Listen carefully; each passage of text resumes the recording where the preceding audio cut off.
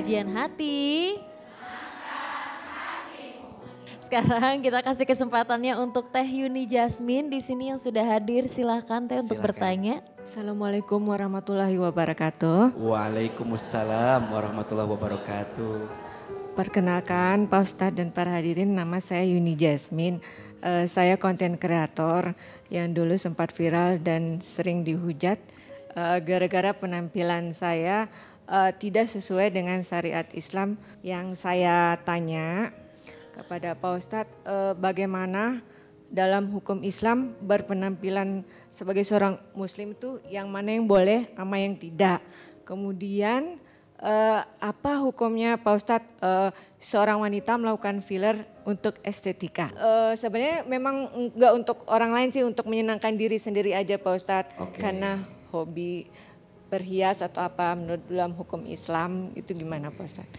Berapa yang harus dikeluarkan untuk bisa filler begitu? Mahal gak sih? Enggak, biasa aja. Biasa aja. Sekarang gimana perasaan Mbak Yuni setelah di filler? Maksudnya memang merasa lebih baik atau ya, seperti merasa apa? lebih baik dan seneng aja Pak Ustadz. Daripada ngelakuin yang lain-lain, lebih baik mempercantik diri sendiri kan Pak Ustadz. Terus menyenangkan pasangan juga gitu. Tapi Mbak Yuni ini kalau saya pernah lihat di sosial media kalau dibully sama netizen, dia gak pernah menjawab dengan amarah loh. Nice jawabannya, santai aja Masya Allah. Gak pernah ngebalas Pak Ustadz, gimana itu Pak Ustadz?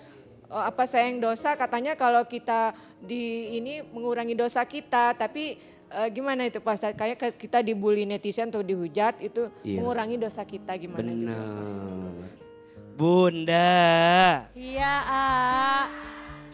Jadi cantik sebagai perempuan boleh apa boleh? boleh dong. Boleh. Allahu jamilun wallahu yuhibbul jamal. Allah itu maha indah dan Allah mencintai keindahan. Betul? Maka bagi perempuan berpenampilan cantik dan indah bukan lagi boleh tapi harus. Apalagi ketika cantiknya untuk menyenangkan hati suaminya. Bunda ini kan cantik-cantik kan? Di rumah begini enggak? Oh enggak. Dasteran, dasteran. Oh enggak.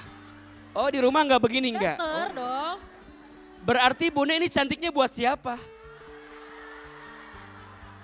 Ciri istri yang baik, kata Nabi, istri yang baik, istri yang ketika dipandang suaminya menyenangkan hati suaminya. Suami di luar ada masalah. Pulang ke rumah, lihat wajah Bunda. Hilang masalah atau tambah masalah? Riweuh ini mah. Ayo belajar. Menyenangkan hati siapa? Suami. Kata suami, Ma, Bunda sayang, Papa mah senang Mama kalau pakai baju merah. Pakai baju merah langsung. Langsung pakai baju merah. Yang minta siapa? Ma, Papa mah suka merahnya tuh ada pink-pinknya sedikit. Cari yang seperti itu. Niatnya apa? Nyenengin hati. Berpahala tidak? Ma, engkau keluar rumah. Tutup auratmu. Hanya Papa yang lihat di rumah. Gitu gak suami Bunda? Silahkan, Bunda jadi cantik boleh? Harus boleh, apalagi untuk menyenangkan hati siapa? Suami, betul? Yang kedua, ayo lebih proporsional dalam berpenampilan. Cantik boleh, berlebihan jangan. Tabaruj namanya, berlebihan. Mohon maaf, sesuatu yang berlebihan itu tidak baik. Innallaha la yuhibbul musrifin. Sesungguhnya Allah tidak menyukai orang-orang yang berlebihan. Mohon maaf, dengan tanpa merendahkan, apa yang telah Allah ciptakan sudah baik atau tidak? Sudah sempurna? Sudah terindah? Laqad khalaqnal insana fi ahsani taqwim. Sungguh kami, kata Allah, telah menciptakan manusia dengan bentuk yang paling sempurna. Maka mohon maaf kalau tidak ada sesuatu yang membuat kita harus merubah dari bentuk tubuh kita, sebaiknya dihindari. Karena perkara ini termasuk perkara yang tidak mensyukuri yang diciptakan oleh Allah Subhanahu wa ta'ala. Kecuali ada alasan kesehatan. Kecuali ada alasan mohon maaf bunda teh ada kecelakaan. Sehingga harus diperbaiki, dioperasi. Kalau dengan alasan itu diperbolehkan. Tapi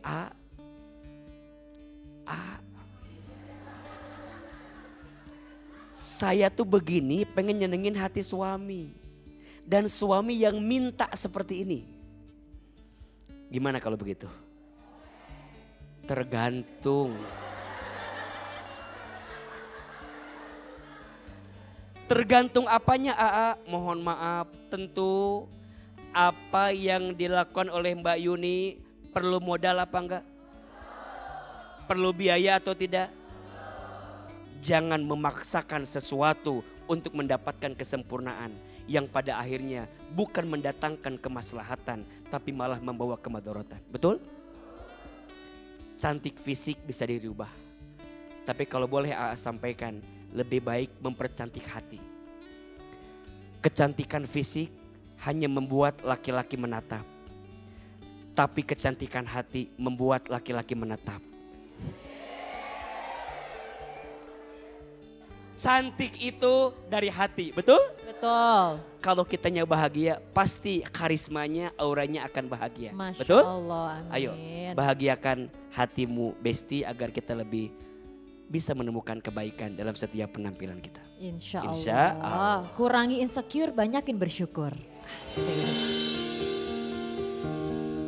Karena dia itu emang cantik, terus dianya kayaknya mungkin walaupun dia cuma boneka tapi dia untuk diri dia sendiri gitu, nggak peduli dengan orang lain. Kok misalnya kayak aku umroh gitu kan, aku ditangkap misalnya sama polisi di sana atau apa gitu ya, karena kan haram dandan haram gitu.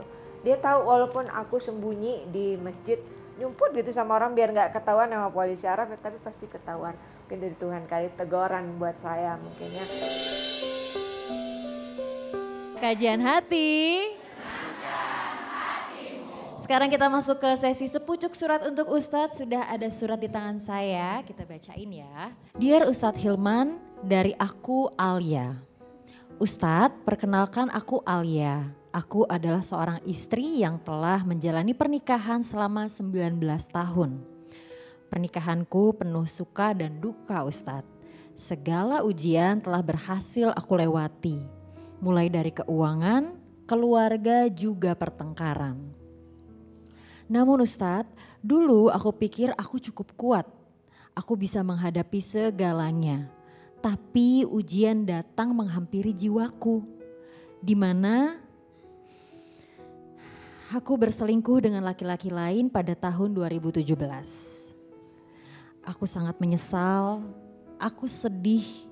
Aku berusaha memperbaiki diri juga bertaubat. Beruntungnya aku bahwa suamiku mau memaafkanku. Aku kira semuanya telah berakhir Ustadz. Tepat di awal tahun 2025, aku mengetahui bahwa suamiku berselingkuh. Apa alasannya? Karena dia masih kecewa denganku Ustadz. Aku berusaha memaafkan namun luka tersebut kembali terulang. Di bulan Februari dia kembali berselingkuh. Aku lelah Ustadz, sakit hatiku. Ingin aku bertahan. Kini aku di persimpangan jalan. Harus menelan luka begitu dalam. Apa yang harus aku lakukan Ustadz? Bagaimana cara aku untuk ikhlas dan menjadi wanita yang baik? Taubat seperti apa yang harus aku lakukan agar Allah ampuni dosaku? Mohon arahannya Ustadz. Inilah kenapa syariat kita mengingatkan untuk jangan pernah mendekati zina. Wala taqrabuz zina. Mendekati saja tidak boleh. apalagi melakukannya. Kenapa? Karena zina ini menghancurkan. Tolong catat baik-baik. Ada 4 dampak buruk dari perbuatan zina. 1, menghilangkan cahaya wajah. Menghilangkan kehormatan. Kusam. Tidak memiliki semangat dalam hidup. Karena dia merasa bahwa apa yang dia lakukan kemarin itu sesuatu yang sangat besar dosanya. 2, mendatangkan kemiskinan. 3, mengurangi umur. Dan yang keempat, menyebabkan kemurkaan Allah Subhanahu wa ta'ala. Maka sekarang coba jaga baik-baik. Jaga hati, jaga diri. Maka kadang yang jadi masalah bukan karena kurangnya pasangan kita, tapi kurangnya bersyukur dalam hati kita. Sehingga tidak pernah merasa cukup dengan apa yang Allah berikan dalam hidup kita. Apa sih senangnya? Apa sih bahagianya berkhianat? Tidak ada. Yang ada hanyalah menyimpan sesuatu yang menyakitkan dalam hati kita. Bertaubat sungguh-sungguh, menyesal. 2, berjanji meninggalkan semuanya. Berhenti. Dan yang keempat, perbaiki diri. Tutupi keburukan kita dengan kebaikan kita. Semoga Allah jaga rumah tangga kita semua. Allah jaga keluarga kita semua. Dan Allah jaga kita dari yang tidak baik untuk kita. Amin. Ya Rabbal Alamin.